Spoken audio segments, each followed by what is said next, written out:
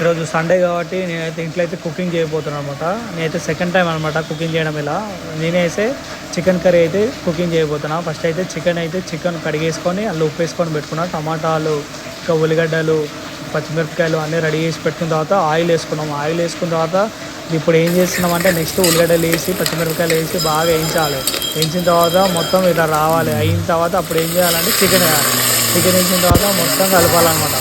ఎట్లా అంటే చికెన్ వేసి బాగా కలిపి కొంచెం అటు ఇటు అయిన తర్వాత కొంచెం కారం వేసి దాని తర్వాత మళ్ళీ ఉప్పు వేయాలన్నమాట. ఉప్పు కొంచెం లైట్గా వేసుకున్న తర్వాత పసుపు వేసుకున్న తర్వాత నెక్స్ట్ ఏం చేయాలంటే కలపాలి. కలిపిన తర్వాత ఏం చేసిన అంటే నేనైతే మర్చిపోయాను అనమాట అల్లం వేయడం అనమాట.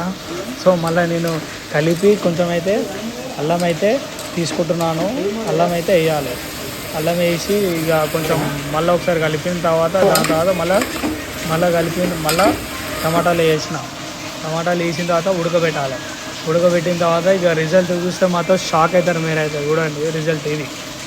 రొట్టెలో చికెన్ తింటే మస్తు అంటే మస్తు ఎగ్జామ్ ఉంటుంది.